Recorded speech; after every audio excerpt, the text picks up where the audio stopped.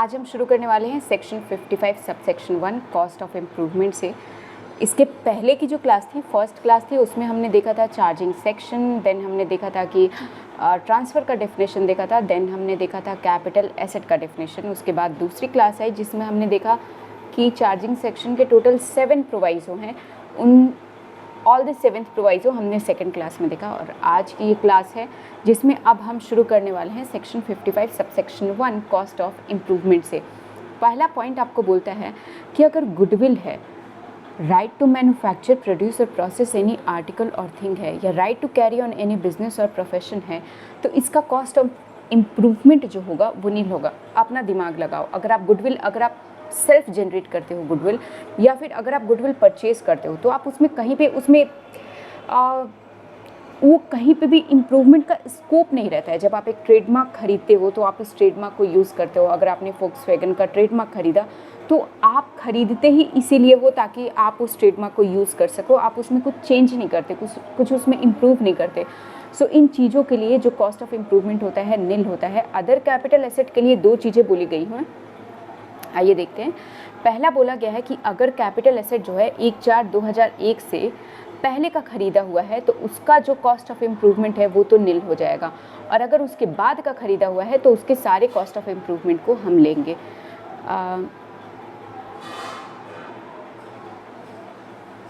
Where the capital asset became the property of the previous owner or the assessee before 1/4/2001 means all the expenditure of capital nature incurred on the improvement of asset on or after 1/4/2001। मतलब कि जितना भी capital cost of improvement इनकर हुआ after 1/4/2001 उसको तो हम लेंगे, बट 1/4/2001 से पहले वाले सारे कॉस्ट ऑफ इम्प्रूवमेंट को इग्नोर कर देंगे।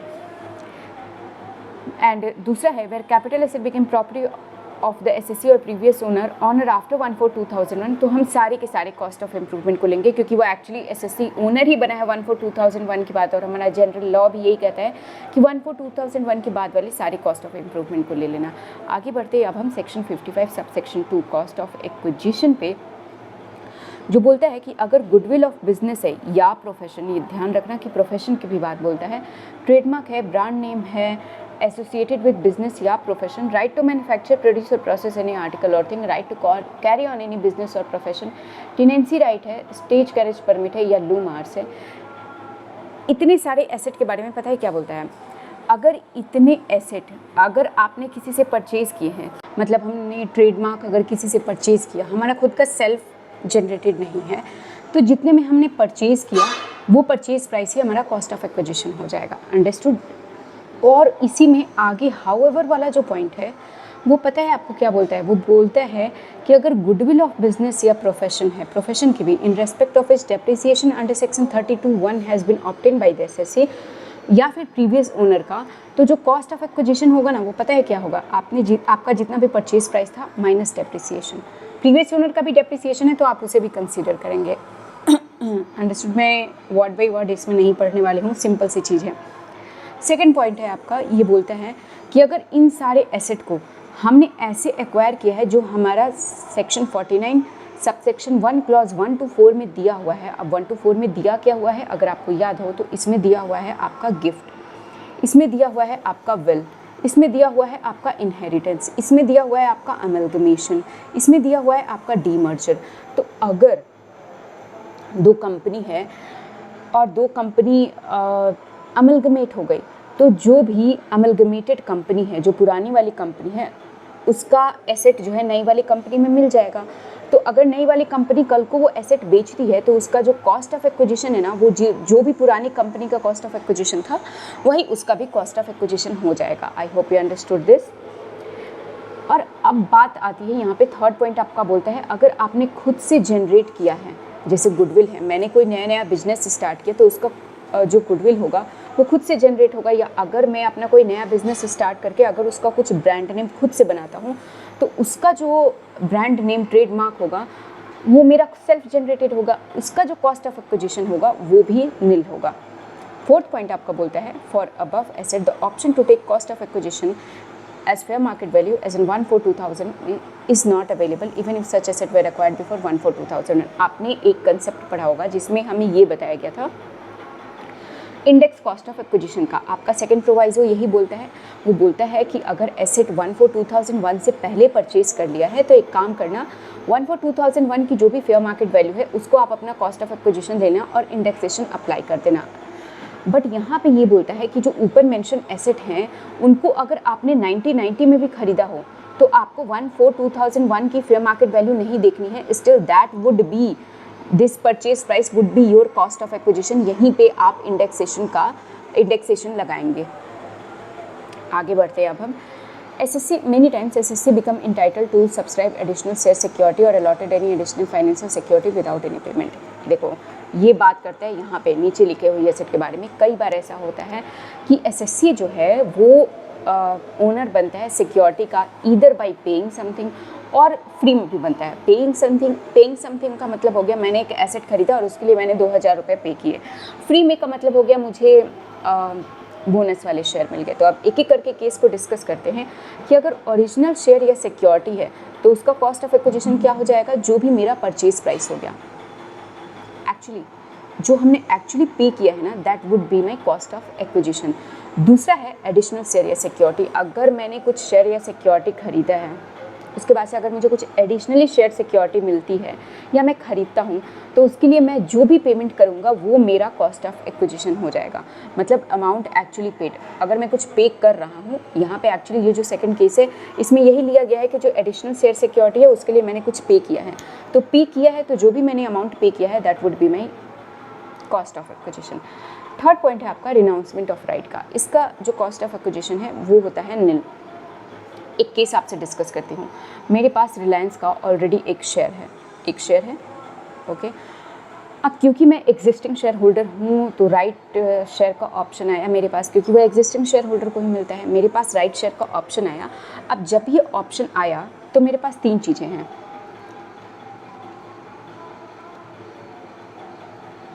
या तो मैं इस राइट शेयर को परचेज़ कर लूँ या मैं इस राइट शेयर के जो भी मेरा राइट है उसको मैं रिनाउंस कर दूँ।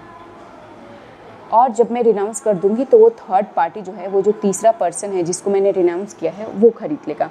अब हम बात कर रहे हैं यहाँ पे कॉस्ट ऑफ एक्विजिशन की।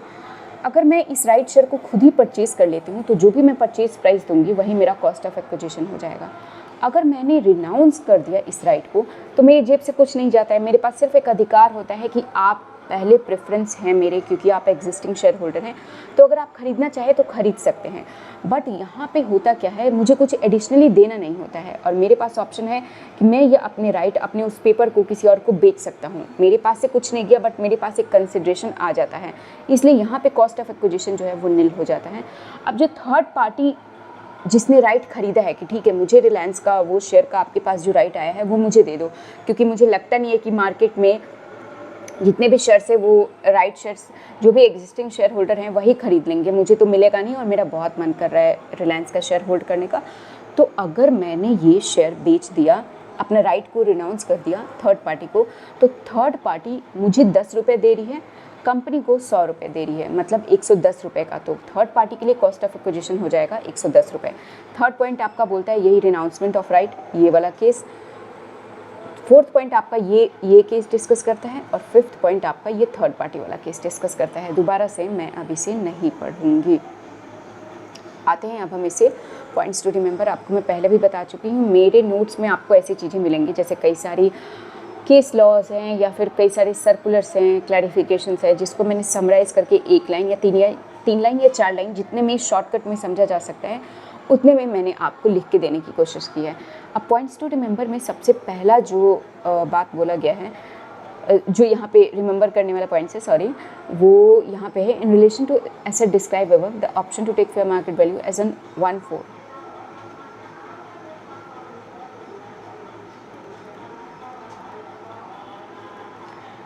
उन एसेट के लिए original shares and all of that, उस एसेट के लिए आपके पास ये ऑप्शन अवेलेबल है कि आप उसका fair market value as on 1/4/2001 ले सकते हैं। नेक्स्ट पॉइंट हमारा ना क्या बोलता है पता है, शॉर्ट टर्म और लॉन्ग टर्म की क्लासिफिकेशन की बात बोलता है। अब जितने भी मेरे पास कैपिटल एसेट होते हैं ना, उसको कुछ कैटेगरी में बांट दिया गया है और उसके होल्डिंग पीरियड को by the number of period we are holding the asset, उस पर हम डिसाइड करेंगे कि ये एसेट जो है शॉर्ट टर्म बनेगा या लॉन्ग टर्म। देखो अगर लिस्टेड शेयर या डिबेंचर हैं तो 12 महीने का टाइम पीरियड है उसको शॉर्ट टर्म बनने के लिए, मतलब अप टू 12 मंथ वो शॉर्ट टर्म रहेगा, 12 महीने से ज़्यादा हो गया तो वो लॉन्ग टर्म बन जाता है। और अगर कोई शेयर है जो कि लिस्टेड नहीं है, मतलब प्राइवेट कंपनी के शेयर्स हैं वो लिस्टेड नहीं है मेरे पास, या फिर मेरे पास ऐसे शेयर हैं जो कि फॉरेन में लिस्टेड हैं, उनके लिए बोला गया है 24 मंथ और लेस, मतलब 24 महीने तक वो तो अप टू 24 मंथ वो शेयर्स जो हैं वो मेरे पास शॉर्ट टर्म रहेंगे और उसके बाद से वो शेयर जो है 24 मंथ क्रॉस होते ही लॉन्ग टर्म बन जाएंगे। नेक्स्ट है हमारे पास units of equity oriented mutual fund, इसके लिए बोला गया है 12 मंथ और लेस का time period.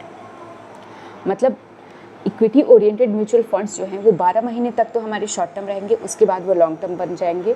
Date oriented mutual fund 36 month तक शॉर्ट टर्म रहेंगे, उसके बाद वो लॉन्ग टर्म बन जाएंगे। बिजनेस ट्रस्ट 36 मंथ तक शॉर्ट टर्म रहेंगे, उसके बाद वो लॉन्ग टर्म बन जाएंगे। इमूवेबल प्रॉपर्टी के बारे में बोला गया है कि 24 मंथ का टाइम पीरियड है, लैंड बिल्डिंग है आपके पास, 24 मंथ तक वो शॉर्ट टर्म रहेंगे, उसके बाद लॉन्ग टर्म। और अदर एसेट के बारे में बोला गया है कि 36 मंथ तक वो शॉर्ट टर्म रहेंगे और उसके बाद से वो लॉन्ग टर्म बन जाएंगे। अदर एसेट में क्या आ सकता है, सोचो, पेंटिंग आ सकती है, ज्वेलरी आ सकती है, स्कल्पचर्स आ सकते हैं, वर्क ऑफ आर्ट आ सकता है। समझ में आ गया होगा आपको। नेक्स्ट और लास्ट पॉइंट मैं आज का डिस्कस करने वाली हूँ 242A, period of holding of above share security. मतलब कि देखो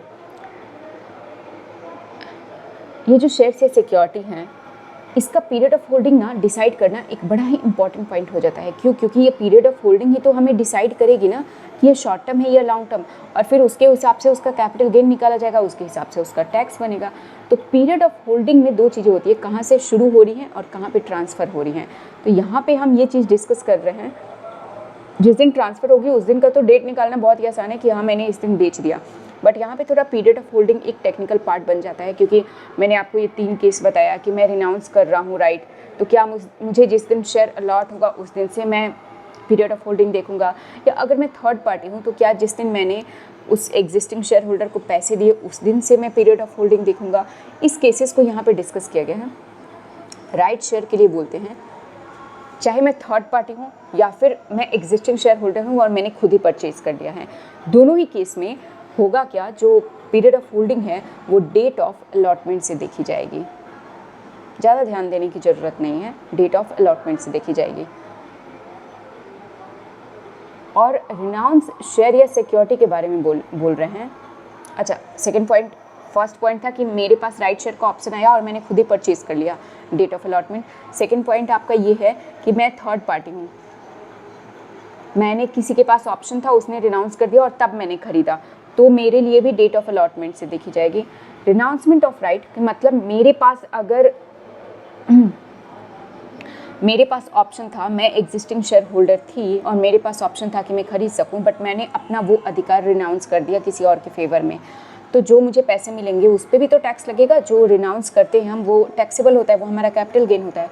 उसका जो पीरियड ऑफ होल्डिंग है वो होगा from the date of offer of such right by the company making such offer. जैसे रिलायंस ने मुझे जिस दिन ये ईमेल किया होगा कि आपको हम एग्जिस्टिंग, आप शेयर होल्डर हैं, आपको राइट शेयर परचेज करने का हम अधिकार देते हैं, उसी दिन से मेरा पीरियड ऑफ होल्डिंग कैलकुलेट होगा। और बोनस शेयर के बारे में बोलते हैं कि जिस दिन ये शेयर अलॉट हुआ।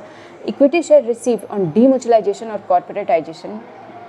देखो हुआ क्या, हमारा जो स्टॉक एक्सचेंज है ना, वो हमारा स्टॉक एक्सचेंज पहले ना कोऑपरेटिव सोसाइटी था, बाद में इसको गवर्नमेंट के मतलब इसको रेगुलेट करने के लिए इसको बोला गया कि आप अपने इस फॉर्मेशन को चेंज करके क्या बन जाइए, कंपनी बन जाइए। आप कोऑपरेटिव सोसाइटी में मेंबर होते हैं, अगर मुझे स्टॉक एक्सचेंज का मेंबर बनना है तो मैं एक्सचेंज को कुछ पैसे दूंगी और मेंबर बन जाऊंगी। तो जितने भी कोऑपरेटिव सोसाइटी के मेंबर थे ABC, इन सारे लोगों को शेयर होल्डर बना दिया गया। और अगर ये शेयर होल्डर जो पहले मेंबर थे अगर अपने शेयर्स को बेचते हैं तो क्या होगा, फिर इसका पीरियड ऑफ होल्डिंग कहाँ से डिसाइड होगा, खुद आप दिमाग लगा सकते हैं। जिस दिन से इन लोगों ने पेमेंट किया था ना, जिस दिन से इन लोगों ने पेमेंट किया था अपनी मेंबरशिप राइट को परचेज करने के लिए, क्योंकि अगर कोऑपरेटिव सोसाइटी नहीं होता तो कंपनी होता, तो एक्चुअली मतलब मैं ओनर तभी से हूँ जब ये कोऑपरेटिव सोसाइटी था। तो इसीलिए जिस दिन से मैंने मेंबरशिप राइट परचेज की थी उसी दिन से मैं बन जाता हूँ क्या, शेयर होल्डर, और पीरियड ऑफ होल्डिंग में मेरा वहीं से कैलकुलेट होगा। उसके बाद से इन शेयर्स के शेयर होल्डर के पास एक क्लियरिंग और ट्रेडिंग राइट भी आता है, जिसका जो कॉस्ट ऑफ एक्विजिशन होता है वो नील माना जाता है। और यहाँ पे मैं आपको एक और चीज़ बता दूँ कि पीरियड ऑफ होल्डिंग तो वहाँ से डिसाइड होगा, बट उस शेयर का कॉस्ट ऑफ एक्विजिशन क्या होगा, कॉस्ट ऑफ एक्विजिशन भी वही होगा जो मैंने मेंबरशिप परचेज करने के लिए कुछ पैसे दिए होंगे ना, अब उसी के बदले उस मेंबरशिप पहले मुझे कार्ड मिला होगा, अब मुझे शेयर होल्डर सर्टिफिकेट मिलेगा, उसी मेंबरशिप के लिए जो मैंने पैसे दिए हैं वही मेरा कॉस्ट ऑफ एक्विजिशन हो जाएगा for the share I have been allotted after formation of company. तो पॉइंट सी डी आपको क्लियर। ई में बोलता है on distribution of capital asset of a company on its liquidation. देखो पॉइंट यहाँ पे ये बोलता है कंपनी अगर लिक्विडेशन में चली जाती है तो हम गवर्नमेंट ड्यूज़ पे करते हैं, सारे स्टेक होल्डर को पे करते हैं, और तब हम अपने शेयर होल्डर को भी पे करते हैं अगर कुछ बचता है तो यहाँ पे ये बोल रहे हैं अगर शेयर होल्डर, चलो मैं एक शेयर होल्डर हूँ और मैंने जिस कंपनी में इन्वेस्ट किया था, एक कंपनी थी, वो चली जाती है, वो लिक्विडेट हो जाती है। लिक्विडेट होने के बाद मुझे एक प्लॉट मिलता है, एक लैंड, एक प्लॉट मिलता है, मैं इसको 10 साल बाद बेचता हूँ, मैं इसको क्या कर रहा हूँ, सेल कर दिया। अब जब मैं इसे सेल कर रही हूँ तो इसका कॉस्ट ऑफ एक्विजिशन क्या होगा, यहाँ पे ये बोला गया है कि जिस दिन ये लैंड मुझे मिला ना, मतलब लिक्विडेशन के बाद से जिस दिन ये मेरे नाम पे रजिस्टर हो गया, जिस दिन ये लैंड मुझे मिल गया कि आप इसके हिस्सेदार हैं, आपने कंपनी में इन्वेस्ट किया था, अब ये लैंड आपका हो गया, उस दिन जो भी इसकी फेयर मार्केट वैल्यू होगी, that fair market value would be my cost of acquisition. The fair market value of the asset on the date of distribution, data नहीं है, डेट है, on the date of distribution, जिस दिन distribute हो रहा है उस दिन जो भी फेयर मार्केट वैल्यू है वही हो जाएगी। अदर एसेट के बारे में बोलते हैं कि इसके अलावा जो ऊपर हमने एसेट डिस्कस किया, उसके अलावा अगर कोई भी एसेट है जो कि 1/4/2001 के बाद परचेज़ किया गया है, तो उसका जो भी कॉस्ट ऑफ एक्विजिशन है वही कॉस्ट ऑफ एक्विजिशन लेंगे और हम उस पर इंडेक्सेशन लगा देंगे। बट अगर 1/4/2001 से पहले परचेज़ किया गया है तो 1/4/2001 को जो भी फेयर मार्केट वैल्यू है वो फेयर मार्केट वैल्यू लेंगे और उस पर हम इंडेक्सेशन लगा देंगे।